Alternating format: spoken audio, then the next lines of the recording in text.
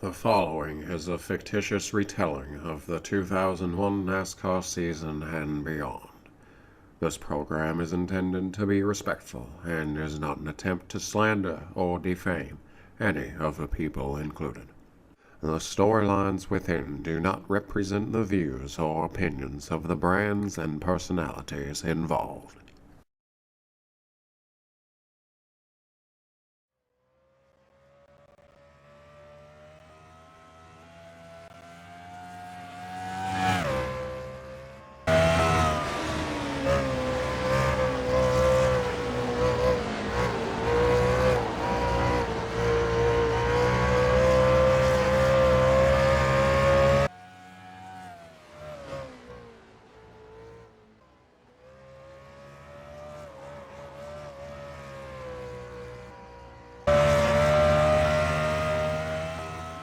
A thin fog coats the frigid Pikes Peak Speedway, where a lone primer gray 40 car rolls around futilely trying to warm its tires.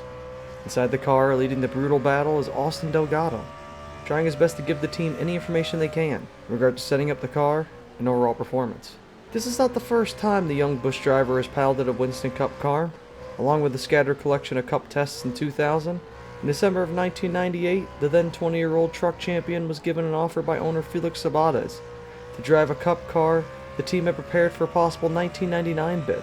Delgado tested at his home track at California Speedway that day, where he went 200 miles an hour for the first time in his life. Austin decided to, instead of jump from truck to Cup, to go to Busch to ensure he was ready for Cup Series racing. Entering his second season on the Busch circuit in 2001, he is the definitive championship favorite. He hopes for 2002 to go to the Cup Series, but wants to ensure that it's for a reason. Sometimes this leads to trying a bit too hard.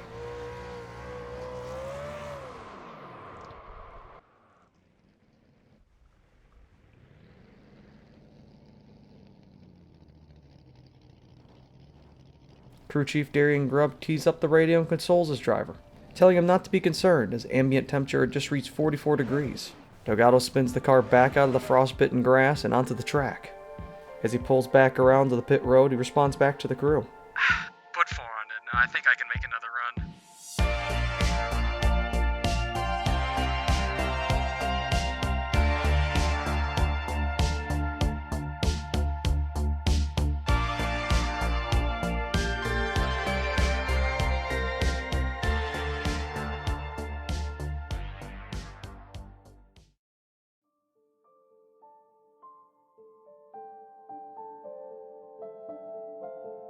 Silence. Something even rare to a race shop. The usual buzzing race preparation charges through daylight hours and sometimes even to the thick of night. But on this night, calm. And the only man still there to witness it is Dylan Jacobs. It's been 3 days since his victory at Atlanta. Still a surreal experience. The definition of a perfect day. But this moment is the very first time everything has really slowed down to him. He wanders from the offices and into the race shop. Taking a few more paces and a turn through a maze of toolboxes, he finds what he's looking for. Still covered in confetti, just as requested. The car, in mint racing condition, looks beautiful to him, but it is temporary. The car Thursday morning will be cleaned and succumbed to routine maintenance.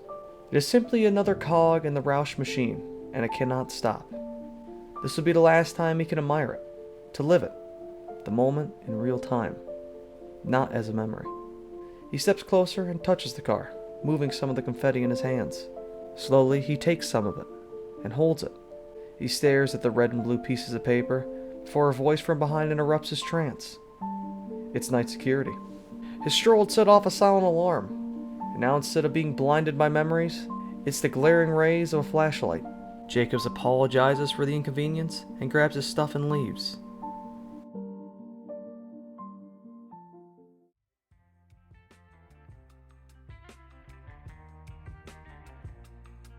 Sunlight drenches the iconic egg-shaped oval, the first superspeedway.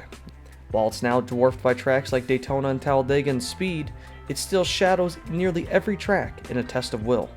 Team members swarm around the 40 and 01 cars preparing them. The Chip Ganassi teams have had a great season so far. Sterling Marlin is the points leader currently, over the highly impressive Casey Atwood. Jeff Gordon sits third. Lee McCall is making final adjustments to prepare the team qualifying run. Some of the adjustments Lee is making is certain aero aspects that was discovered during the test at Pikes Peak. He is somewhat nervous about how the car will perform, ending his briefing with, quote, "Be ready for anything." Cars roll out, and Sterling takes the silver bullet right up to the wall.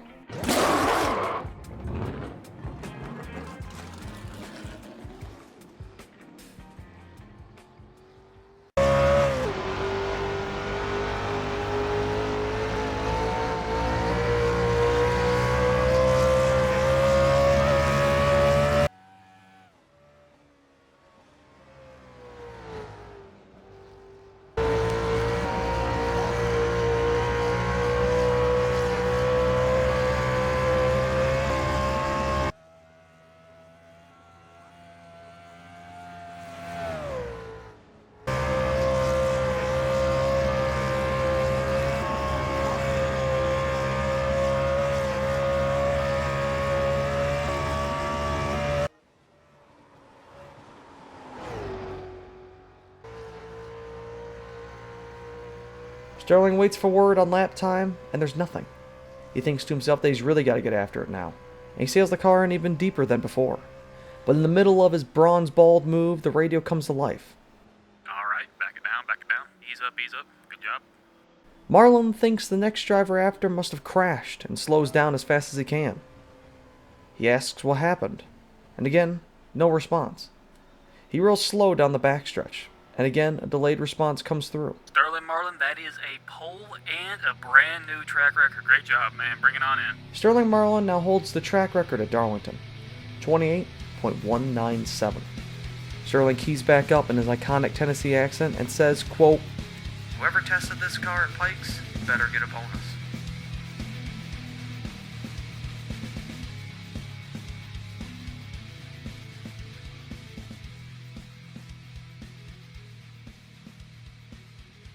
A slick Ram pickup truck rolls into the security check.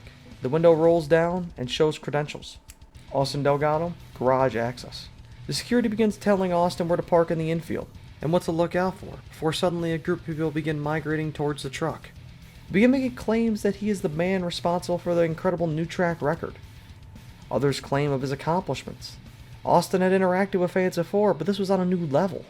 He gives them a quick wave and tucks himself tightly behind the wheel. He rolls into the infield and parks. He gets out and walks up to friends and crew chief Darian Grubb. Darian chuckles and informs Austin of Sterling's post-qualifying interview. He was told about Austin's Pikes Peak test and credited him with the pole lap on the track PA and TV broadcast. Austin's confused. Why would Sterling credit me for it? Austin always perpetuated a humble and non-pretentious attitude when it came to his driving duty. Ironically, when he won his 1998 truck championship, he credited the pit crew for getting him the track position to win, ignoring the fact that the truck series at the time was set to never have a live pit stop during a race. It was simply a part of his character to not take credit for a lot of things. It made most of the garage like the young driver, though for a select few, he was the devil. On track, another driver was making a qualifying lap. Jeff Gordon, driver of the 24 Chevrolet. He took his DuPont machine through the narrow corner, setting his lap time. P18. He was confused. Not even a top 15? He felt the lap was worthier of higher track position, but regardless, it wasn't. After qualifying, the track was prepared for the next day's Saturday afternoon Busch race. During that, Jeff Green would claim victory in a highly contested fuel mileage duel for the win. Behind Green, Jason Keller in the 57 would come home second. Cody Wortley in the 3 third, and the 42 of Austin Delgado would get fourth.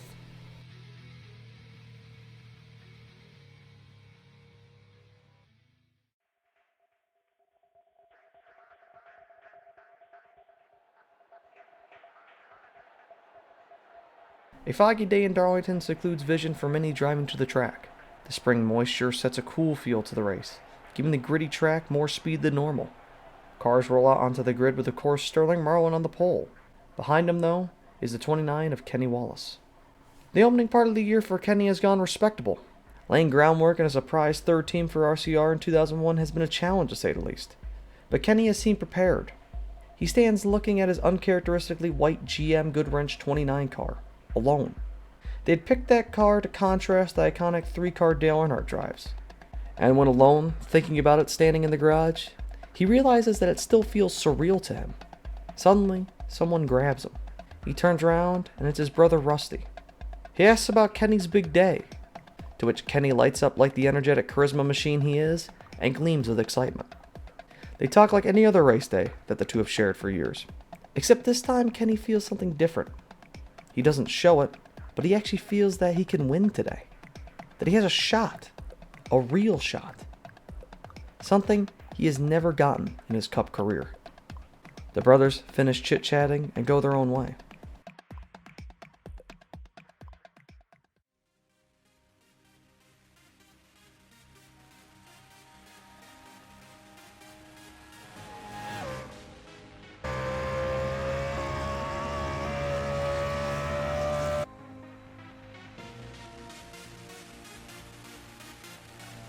"13 laps remaining from Darlington. Jeff Burton, Jeff Gordon, and Dale Jarrett remain your top three." It has been a dogfight all day, and it's coming down to three men. Jeff Burton, Jeff Gordon, and Dale Jarrett. The three are riding the outside wall with precision, waiting for one to trip up on the other. And finally off of turn 4, "Oh, car on the wall, it's leader Jeff Burton." Gordon has it now, and Dale Jarrett pressures the panicked Burton. Jeff finds his bearings with 9 to go, and it's on again. Burton builds some momentum, and down into turn 3, he hits 5th gear. Jeff can't defend off of turn 4, and Burton is even at the line with him. Neither one is going to give into turn 1, until they both realize they aren't going to make it this way. Gordon lifts just slightly more than Burton, and Burton slides up barely in front of Gordon. The battle for second prevents Jeff from making one last charge on the 99 of Burton, and once again, a Jack Roush Ford is in victory lane. Burton makes it so Jack has won back-to-back, and the team could not be any happier.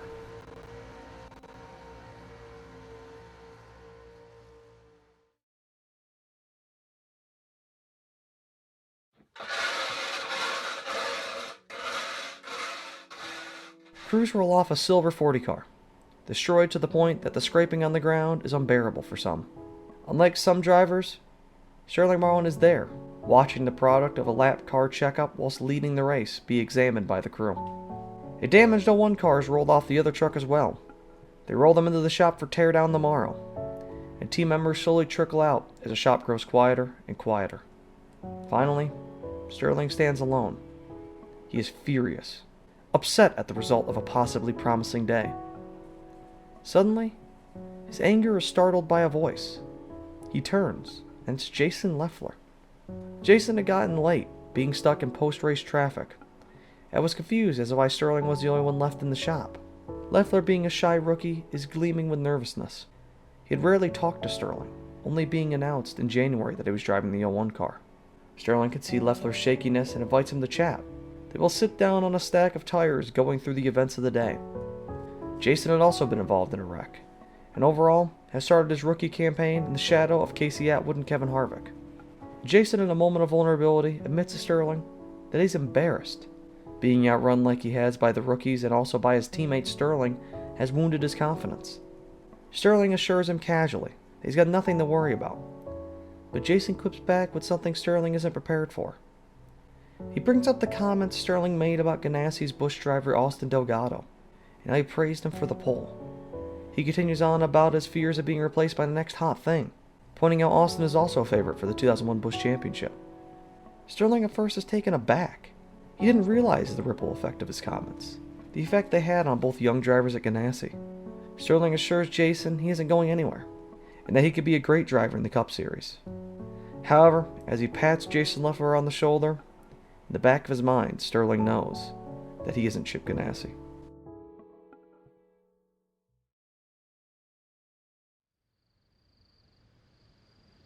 A frigid spring night sits across Thunder Valley. The Speedway lies dormant. It's resting after an incredible race, seeing Busch regular Jimmy Johnson take the victory. It is his first win in the Busch Series, and he's the last leaving the track. Many had gone off to party from the team, but Johnson has stayed to relish in the moment. Jimmy then decides to go to the bathroom and stops in the infield restroom before officially leaving the track. Since he has waited so long to leave, the only place left to leave the track is the left open start-finish line gate. Johnson hops over the pit wall and feels his pants stick to it as he goes over it. He sees Rue make contact with the wall, and then looks to see fresh paint all down the front stretch. The only relieving factor of this for Jimmy is the fact that it's white paint. Suddenly, about halfway, he stops and again admires the track. He still couldn't believe it. Couldn't understand that he had finally become a NASCAR winner. Suddenly, a voice breaks his focus. He looks around to see where the voice came from, and sees Jeff Gordon standing about 10 rows up in the grandstands. Why the hell is Jeff Gordon here? Jeff starts walking down the grandstands towards Jimmy, and eventually climbs through the gate. He walks over to congratulate Jimmy on his win, and Jimmy is still confused for Gordon's appearance. He had talked to Jeff, but never alone before, and they begin chatting about casual things. And before Jimmy can ask why he is here, Jeff chuckles before responding he wanted to offer him something. Jeff pulls a small envelope out of his pocket and hands it to Jimmy. He says, "If you're ever out of luck and need some help, just remember to open that envelope." Jimmy is stunned. He stands there paralyzed by nerves as Jeff says goodbye and walks towards the infield. Right before Jimmy can ask why Jeff is going towards the infield to leave, Gordon hits a key fob and a car alarm unlocks in the infield. Jeff Gordon gets infield parking, he thought? At Bristol? The luxuries of a 3-time champion.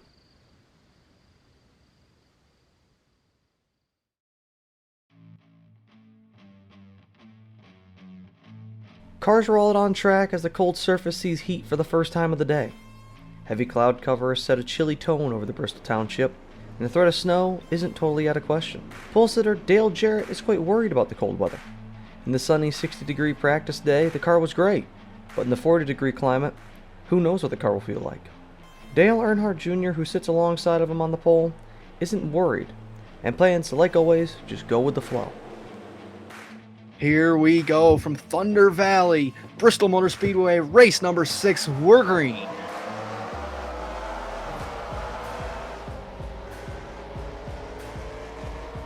Oh, car going around. I think it's 17 guys he went around. Oh, trouble, 2 cars. Last week's winner, Jeff Burton, and the Texaco Ford of Ricky Rudd. Smoke going around in the back. Caution's out on the speedway. Caution's out. 20 car.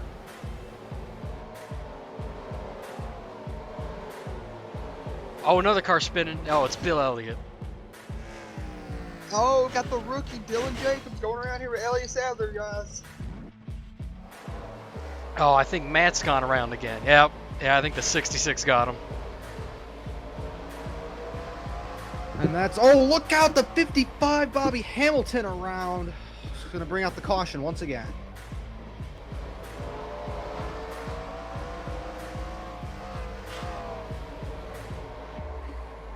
Oh, got a spinner in the back, boys. 66, top it on here. And another caution is going to come out here today at Bristol. I don't know what's been going on here, but it seems like a lot of cars been going around today. It's uncharacteristic of this field. Well, here, the problem is, it's not even reached 50 degrees the entire race today. If you're not going to be, careful on the throttle, you're going to have a bad day. 100 laps are left, and vigorous attrition has whittled away the field and left only 2 cars for the running. One is the Silver Bullet of Sterling Marlin. The other is the 26 of Jimmy Spencer. Spencer is driving for legendary Cup crew chief, now turned owner Travis Carter. And they have never won together. Spencer, approaching 7 years winless, is realizing this could be his closest chance, and all he needs is just a tiny bit of luck. Oh, in turn 1! Oh, it's the 27 car sliding back down the hill. Look out! Oh, Marlin! Nowhere to go. Hits the back of that Pontiac. Man, Eel River really needed this race. They weren't looking too good before this, and now it might be over. Boy, the Daytona 500 winner Marlin looks like his day is going to be done as well. And off of turn number 4, Jimmy Spencer is going to warm up the crowd, breaking his winless streak here at Bristol. The 26 team crossing the line, taking home the checkered flag here in the Food City 500. On pit lane, as Spencer celebrates, the 3 brothers, Kenny, Mike, and Rusty Wallace, stand together talking about their day. Through the disaster, they had finished all top 10 together. Mike Wallace 4th, Kenny 5th, and Rusty 9th. Rusty out of all of them seems to be the most excited. He by far has been the most successful of the brothers in the Cup Series so far. But seeing them do better has been giving him a newborn feel in his career. They all pose for a photo on pit road, and then all venture off to their own teams to prepare for next week at Texas. It's quite the celebration here. I wonder when he'll get tired. You think he's gonna run that thing out of gas, or is he just gonna pull it in here eventually? There's no telling what Jimmy Spencer's gonna do.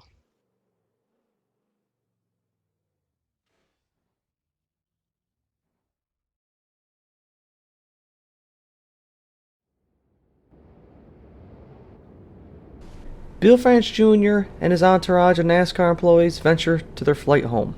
It was a rough day, and snow was beginning to trickle down from the night sky. As the winds gust across the vast runways, Bill spots a figure standing at the top of the entrance stairs to the plane. It's Dale Earnhardt, and Bill can tell he is not happy. They greet each other from the top and bottom of the stairs, and Bill, before he can get a word out, is stopped by Earnhardt, expressing his dissatisfaction over today's race.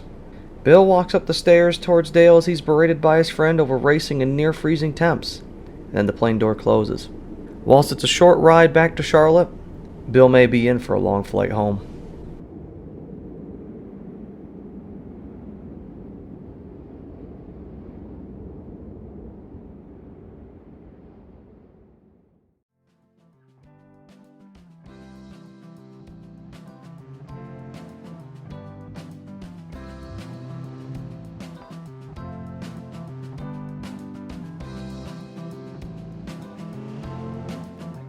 The sun beats down on the North Carolina landscape as the town of Mooresville awakes from a sleepy weekend. Amongst the thickening traffic is a white 2001 Pontiac Grand Prix. The sporty sedan pulls up to the MB2 Motorsports headquarters, and the door opens, and hops out Johnny Benson, driver of the Valvoline 10 car. Benson has had an interesting career the last few seasons, with incredible ups and downs, but this year he feels like his team can finally get that win. He walks around and opens the side door of the shop, being greeted as he walks past the busy crewman. Suddenly, he hears a mumble from a distance and looks to see his crew chief, BJ Bonner. Bonner and Benson have been with each other for a few years now. The two met when BJ was a mechanic at Roush Racing, and in 2000, when Benson left to drive for the Tim Beverly 10 car, Johnny insisted that he come with him. It wasn't soon after that the two would be driver and crew chief. After a financial drama-filled 2000, they have finally been brought into a team that has the resources to make them cup winners. What makes Bonner and Benson's connection unique is BJ's speech impediment. From a young age, he has been barely able to speak a word, only mumbles and very short commands. It hasn't stopped him, though, from being one of the best in the garage, and from being an incredibly smart man. BJ greets Johnny and insists he needs to talk to him alone. They walk outside of the shop, and BJ leads to the side, where he has his car parked. Like always, he puts his personal vehicle under a large maple tree. BJ opens his car door and pulls out a large roll of paper, quickly spreading it across the hood of his car. Johnny is stunned from what he sees.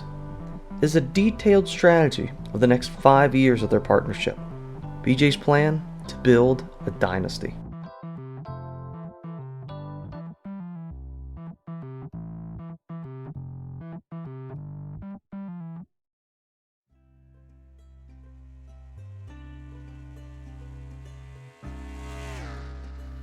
Car 29, top of the board. Great job, Herm. Bring it on in. Kenny Wallace, excited, pulls his 29 car on the pit road, and soon into the garage. His brother Rusty jogs over to see him and congratulates him for his fast car. Kenny begins to look for his teammate Dale, who is notably absent in the garage. The three car has not made a single run this session. With only 10 minutes left, it's futile to even try and go now. Eventually, the Intimidator is spotted, dressed in street clothes. Kevin Hamlin, his crew chief, is perplexed as to what's going on. He asks Dale, to which he responds that the car should be good for Q. Just put Kenny's setup on. Kevin agrees and starts collaborating with the 29 team. Before Kenny can get a word out with his friend, the Intimidator is gone.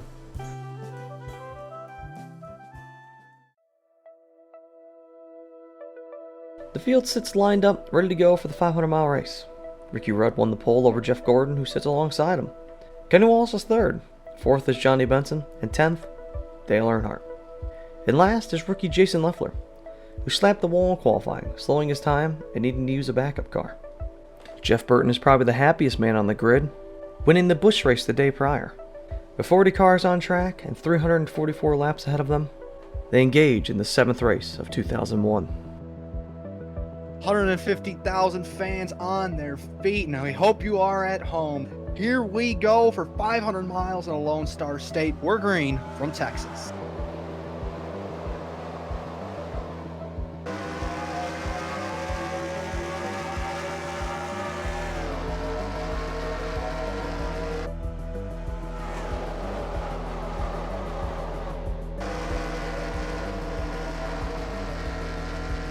Less than 10 laps to go, and Kenny has chased down Jeff Gordon. Gordon has dominated the race, but Kenny is good late, and he paces the 24 car, looking for any possible chance to get around him. The team calms Kenny, telling him to take it easy. This could be redemption for himself, Wallace thinks. A chance to right the wrongs of Las Vegas earlier in the season.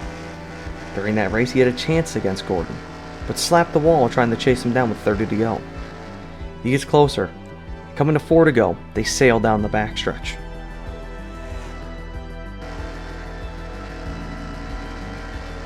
If he can get a good run on exit, he should be able to pull away from Wallace by a good bit here. And he gets off a 2 better than Wallace that time. Oh man, look at, oh, he's slowing. Gordon's slowing.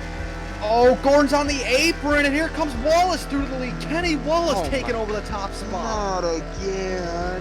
Oh man, it's got to be like a fuel pickup issue or something. That's terrible for Jeff. Kenny is in disbelief. How could Gordon have run out of gas, he thought. It doesn't matter now. He has only one goal on his mind.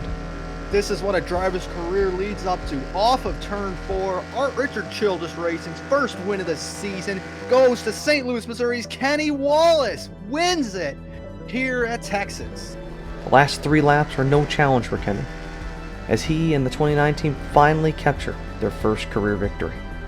On top of the win, Dale Earnhardt and the other GM Goodwrench car gets second, marking a 1-2 for the team brand. As expected, Kenny's celebration is legendary, lasting through 2 commercial breaks. His brother Rusty's out there celebrating with him, and GM representatives are blitzing people to organize a photo to build publicity. But nobody knows where Dale is. Finally, Ty Norris has to inform everyone that Dale has already left the track. Photos are taken with the teams and everything is perfect, except for one missing driver.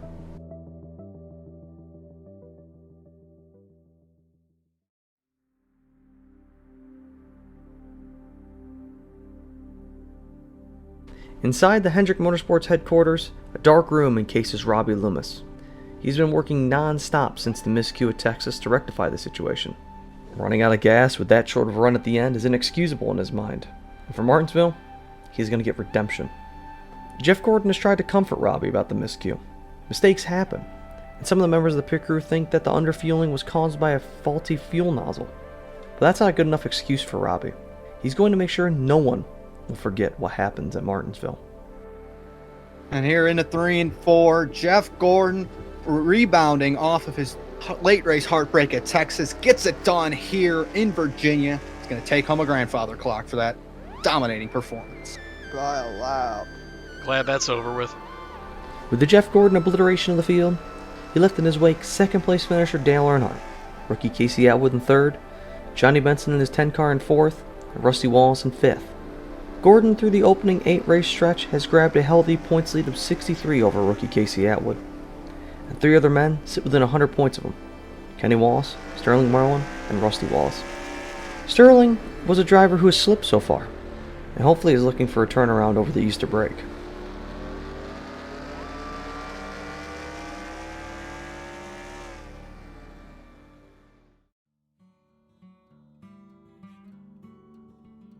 Fresh concrete defines the racing surface for the inaugural event at Nashville Superspeedway.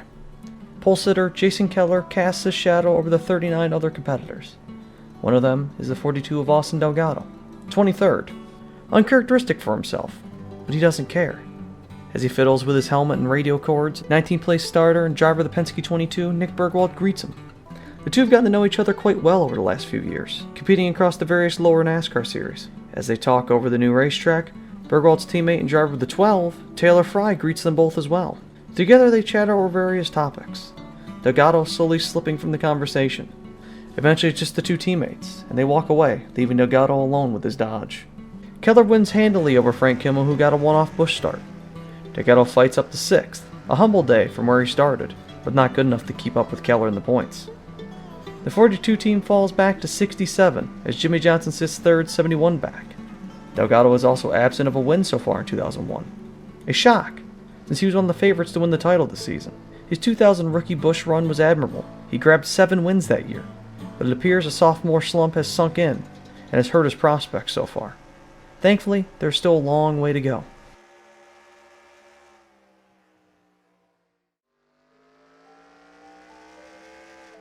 Sunlight shines down as Dylan Jacobs whips his 6-car around the paperclip-shaped track. It has been rough for the rookie since his win. A 6th and an 8th are headlines of his 2 poor runs beside that, and has enticed him to test the day after Easter. And after a 30-lap run,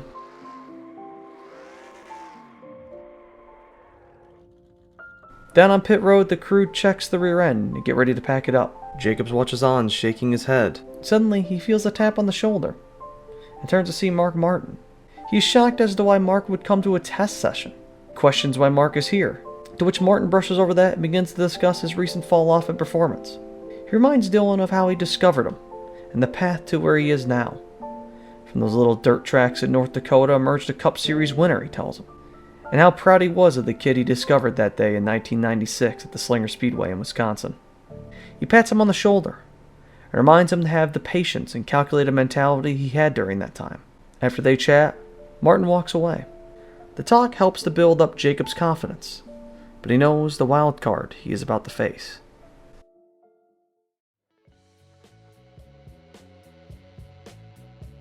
Talladega sits dormant as the rattle of race cars wake it for the first time.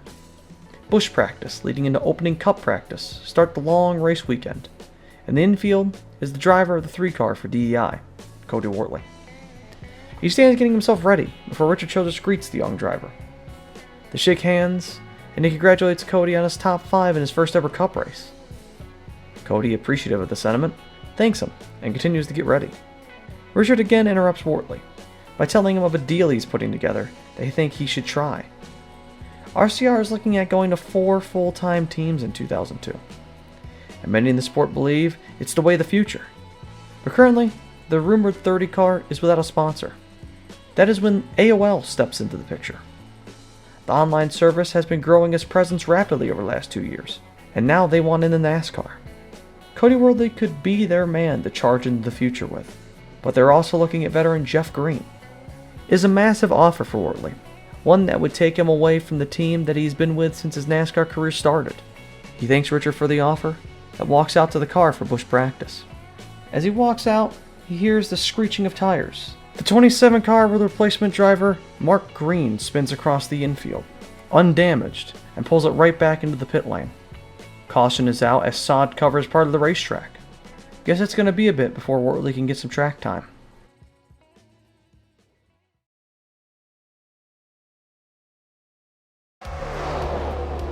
"15 to go, and Wortley is making a late race charge. Behind him is the 42 of Austin Delgado, pushing the DEI Chevrolet. Energy in the pack has been difficult to build since an early crash, but Wortley just needs one last push from Delgado to get him to the lead. Oh, Delgado gives him a push! Oh, Wortley! no!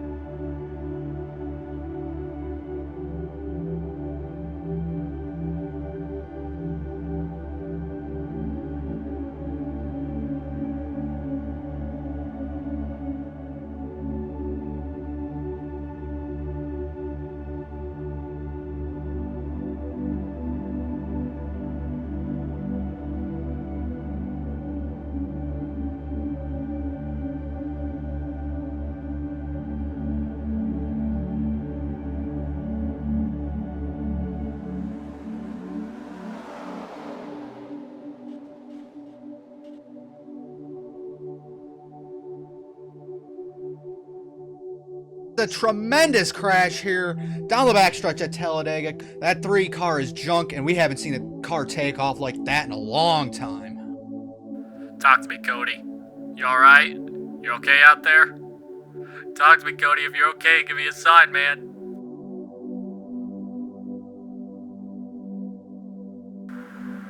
No.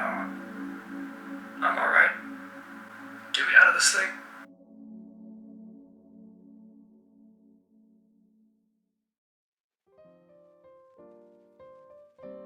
Wind whips across the massive Talladega Superspeedway as Dale Jarrett gets ready to lead the field green. 3 of the top 4 sit as Fords, the favorites of the day by far. Sterling in his Dodge is the lone non-Ford in the top 4, starting 3rd, and the highest Chevrolet is Dale Jr. in 5th. He starts alongside his beer rival Rusty Wallace. Rusty has never won at Talladega, and with the Ford's high speeds, today could be his day.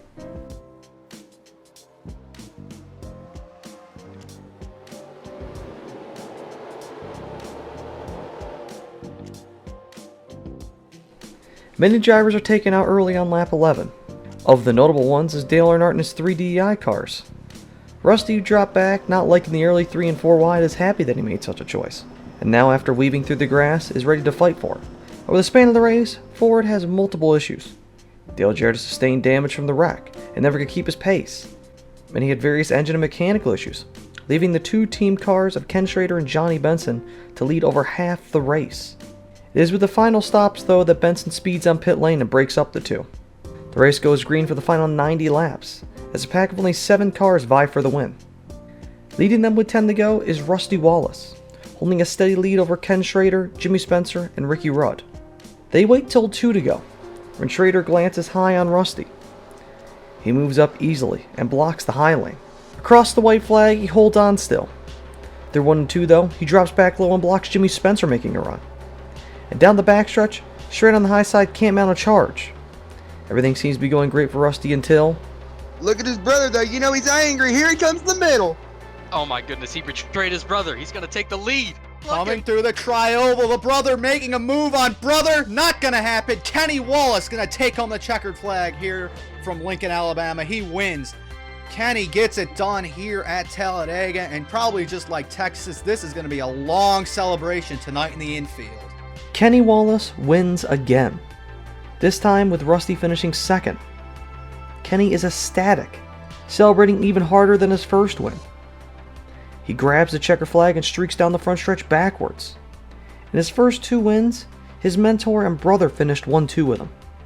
A dreamlike scenario to him, now reality. He comes down the pit lane and looks for his brother to congratulate him, but sees nothing. The 29 car pulls in victory lane, celebrating. But Kenny is acting noticeably odd.